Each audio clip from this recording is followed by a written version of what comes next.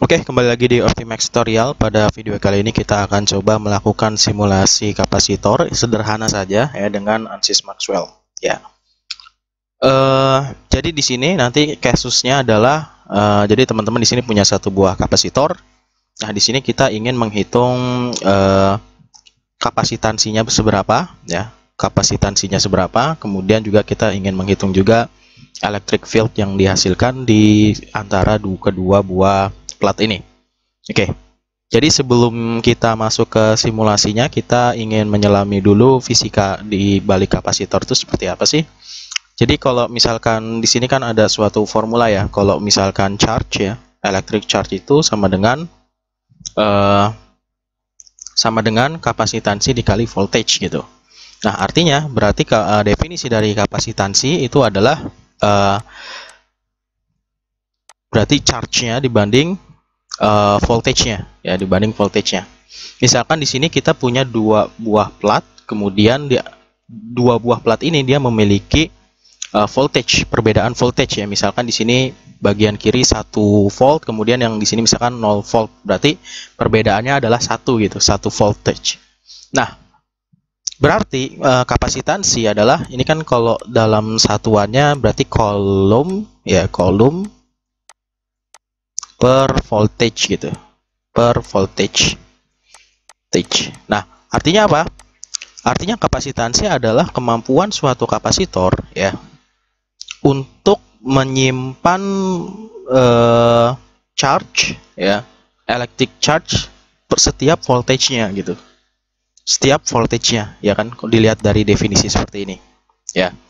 Contoh misalkan kita punya ini satuannya farad ya, farad. Oke.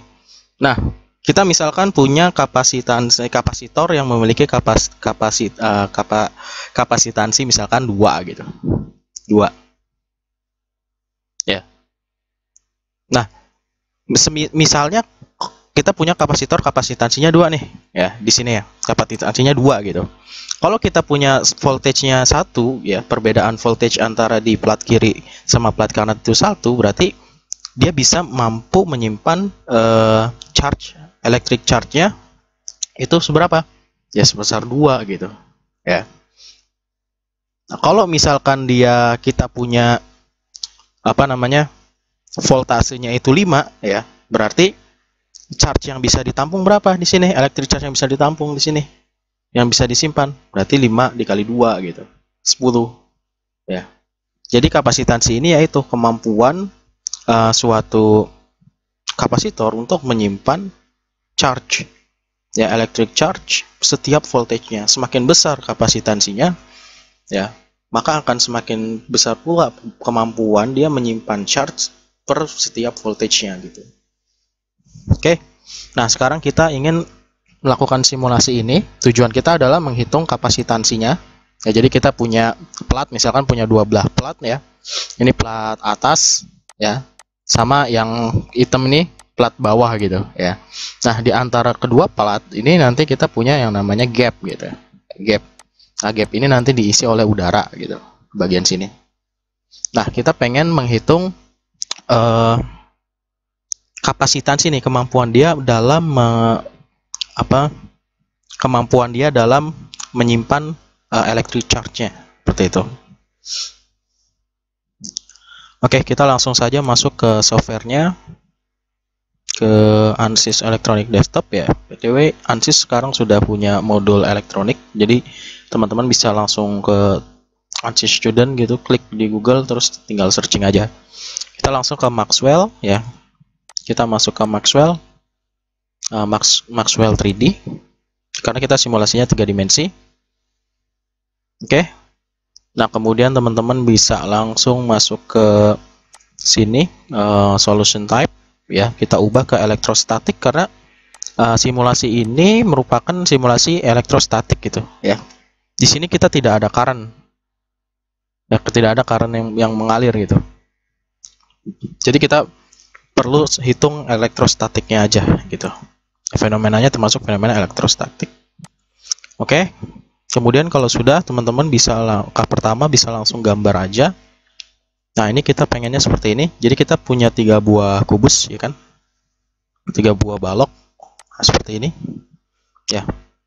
3 buah balok, plat atas, plat bawah, sama balok buat ngegambar gap antara plat atas sama plat bawah gitu. Oke, sekarang kita gambar dulu. Nah, di sini masing-masing balok ini koordinatnya seperti ini ya. Nah, ini koordinat gambar ya. Jadi kita klik balok, di sini kita bikin balok. Kemudian kita 000 gitu. 0 koordinatnya. Koordinat kita mulai gambarnya di sini. Ya, 000 0 sorry, kita escape dari ulang ya. Kita klik ini satu kali, terus ini 0 baru enter. Kalau udah enter berarti kita mulai gambar dari sini ya. Nah, terus kita pengen lebarnya berapa nih? Ya, di sini kita pengen lebarnya itu 50 gitu. 50 mili. Ini satuan defaultnya mili ya. Jadi teman-teman tinggal ubah ke 50 gitu. Nah, ini teman-teman tingginya mau berapa? Nah, tingginya itu pengen 4 mili gitu. Nah, 4 mili. Oke.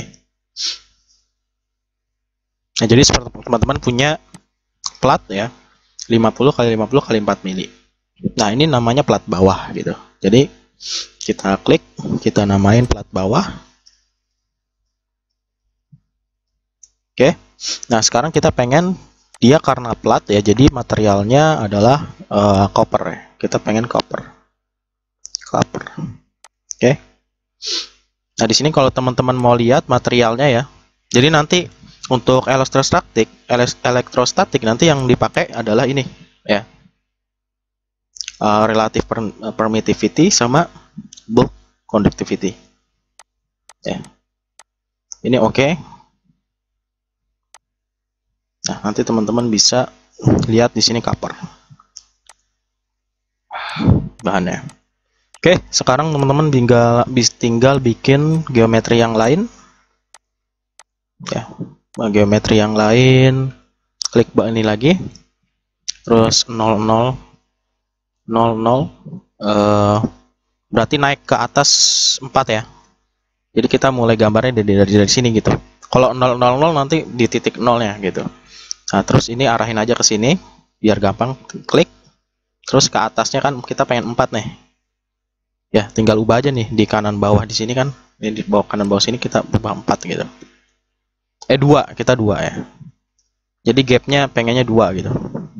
Oh, ini ada salah nih. Nah, kalau teman-teman salah gambar, ya teman-teman bisa langsung klik delete aja di sini. Ya, oke. Kita dari ulang gambarnya. Ya. 004 gitu. Kemudian DX-nya 50, DY-nya 50, terus ininya 2 ya. Kita pengennya 2. Oke. Nah, seperti ini. Kalau udah enter tadi ya. Oke, berarti ini udah kebentuk ya bagian ini ya. Nah, ini teman-teman tinggal ubah namanya gap gitu. Gap. Kita edit, kita pilih air. Ya, udara. Oke. Kemudian warnanya kita mau rubah jadi biru aja. Udara ya. Oke. Nah, seperti ini. Kalau udah seperti ini, teman-teman tinggal bikin lagi. Balok lagi. Koordinatnya 006 berarti kan? Ya. Terus ini kita gambar 50 kali 50 dikali berarti ke atas 4. Ya. Seperti ini. Nah, nanti di sini muncul baru ya. Box baru ini yang di sini. Kita namain plat atas gitu. Plat atas. Oke. Nah, ini kita copper ya. Jadi yang dua-duanya plat atas sama plat bawah dia materialnya copper. Sedangkan gap ini dia materialnya air, udara gitu. Nah, di sini kita ubah yang plat atas warnanya merah. Merah itu artinya misalkan positif gitu ya. Ini positif, ini negatif. Ya, seperti di sini. Ya. Ini bagian positif, ini bagian negatif, terus ini gapnya. Oke. Terus kemudian langkah berikutnya adalah ya kalau kita mau simulasi ini, kita harus masukin voltage-nya. Oke. Kita pengen nih nanti voltage antara kedua plat ini dia punya beda voltage itu 1 gitu. Ya. Ya udah, kita masukin aja excitation assign voltage. Di sini a geometry selection is required for assignment. Nah, berarti kita harus pilih dulu nih. Kita pilih ini bagian atas ini ya, atau teman-teman bisa juga langsung pilih ini ya. Kemudian assign, kemudian voltage. Oke, kita voltage, kita bikin 1. Oke, jadi ini voltage-nya 1 volt gitu. Nah, kemudian yang voltage itu kan dia potensial ya. Potensial itu harus punya datum. Ya, sama kayak potensial gravity rho GH, dia harus punya datum. Nah, ini datumnya ini misalkan ya. Berarti voltage di sini kita asumsikan 0 gitu. Ya. Berarti bedanya 1 dikurang 0 gitu. Berarti beda voltage-nya 1. Oke. Diklik, kita assign voltage 0 volt. Namanya biarin aja voltage 2. Oke, kalau sudah, sekarang kita masukkan parameter apa yang mau kita hitung. Kita matrix, karena kita mau kapasitansi, kita pilih matrix terus diaktifkan ya, antara voltage 1 sama voltage 2 nya, nanti dia akan menghitung matrix induk kapasitornya, nilai kapasitansinya. Oke, kalau sudah, langsung aja ke kita langsung ke analisis ya, karena ini kasusnya elektrostatik. Jadi kalau di ANSYS Maxwell ini kita simulasinya itu pakai adaptive mesh gitu. Jadi meshingnya otomatis gitu. Ya. Nanti berdasarkan nilai error dari energinya gitu setiap mesh. Oke, sekarang kita langsung masuk ke analisis as solution setup. Kita ini setup buat perhitungannya seperti apa. Nah, adaptive setup ini artinya kita mau nge-refine mesh itu berapa kali gitu. Di sini kan 10 kali. Ya. Tapi nanti kalau error energinya udah di bawah 1%, nanti dia akan berhenti gitu. Ya. Nah, kemudian ini ada refinement per pass. Jadi artinya itu si mesh itu mau di refinement berapa persen sih gitu. Dari kondisi sebelumnya. Kita di sini pakai 50 aja gitu. Nah, kemudian yang di sini number of pass-nya 10 aja. Tapi nanti kalau misalkan ternyata hasilnya sudah converge gitu, nanti teman-teman kayak dia udah berhenti sendiri gitu, nggak sampai 10 gitu kalau udah converge persen error ya. Karena ini simulasinya sederhana, paling converge cuma 2 pas aja udah converge dia ya.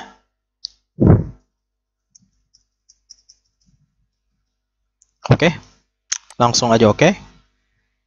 Kalau sudah oke, teman-teman bisa langsung analyze. Untuk analisis dia minta save, teman-teman save dulu di mana.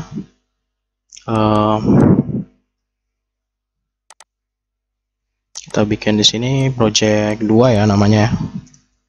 Kita namain project 2. Save. Nah, nanti di sini ada keterangan dia sedang running. Ya. Nah, di sini dia udah selesai. Ya, normal completion of simulation on server local machine. Oke. Sekarang kita cek apakah dia sudah convergent atau belum. Nah, di sini kita bisa lihat energi errornya kecil sekali ya. Jadi baru pertama kali dia meshing ngasal gitu, meshingnya kasar dulu, terus cuman 1 kali tanpa langsung energi errornya langsung cukup kecil. Oke. Nah, sekarang kita mau cek matriks yang tadi kapasitansinya. Kita satuannya picofarad ya, karena kalau farad itu terlalu kecil nanti. Nah, ini jadi kita voltage-nya ternyata 11,074 ya. Sorry, bukan voltage-nya, kapasitansinya.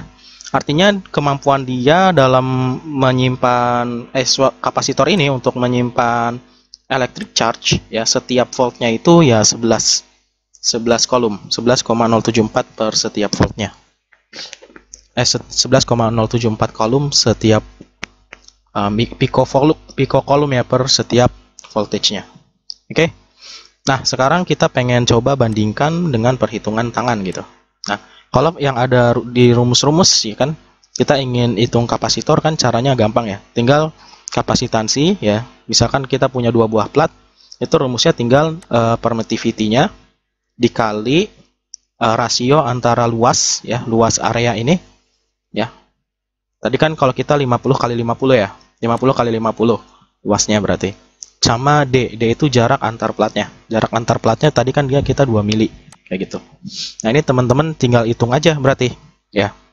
Nah, permittivity-nya itu berarti E itu permittivity itu kan sama dengan permittivity di ruang vakum dikali permittivity relatif ya, karena kita di sini udara ya, di antara dua plat ini udara ya kan, udara isinya bukan vakum, maka kita masukin permittivity-nya sama dengan permittivity di ruang vakum dikali permittivity relatif punyanya udara. Nah, permittivity di ruang vakum itu nilainya segini gitu.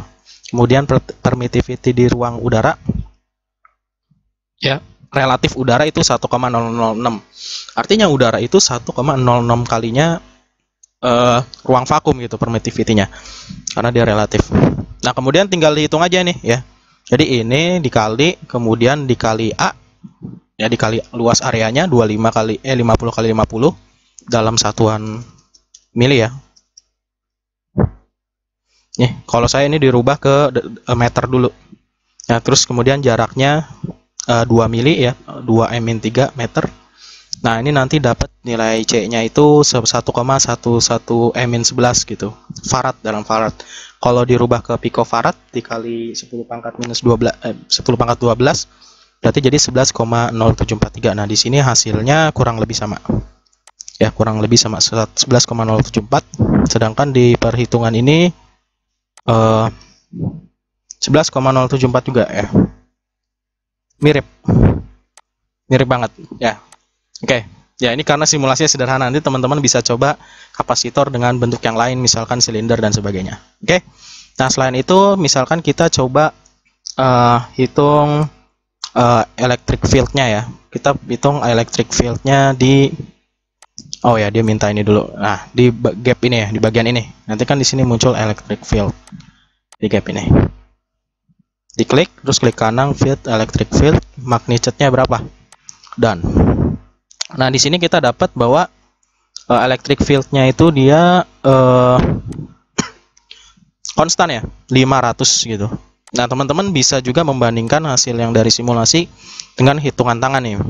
Berarti electric field ya, electric field itu berarti kan rumusnya apa? Electric field sama dengan perbedaan voltase dibagi jaraknya gitu. Ya, jaraknya gitu. Nah, perbedaan voltasenya kan di sini berapa? Perbedaan voltasenya kan 1 ya, 1 kurang 0 ya. Berarti 1 dibagi jaraknya nih 2 mili gitu. Bagi 2 mili, nanti teman-teman dapat electric field-nya itu 500 ya. 5E plus 2 itu berarti 500. Nah, di sini juga sudah menunjukkan angka yang 500. Artinya perhitungannya sudah sama gitu. Nah, ini. Oke. Jadi kesimpulannya adalah kapasitor di sini ya punya kemampuan ya, ketika kita desain kapasitor seperti ini, bentuknya seperti ini, dia punya kemampuan 11, sekian ya, 11, sekian kolom per voltage-nya, kemampuannya ya, farad kolom, pico volume per voltage-nya gitu. Kemudian electric field-nya juga sama ya dengan hand calculation gitu. Oke, jadi mungkin seperti ini aja. Terima kasih sudah menyimak ya. Tunggu di series electronics lainnya. Oke, sampai jumpa.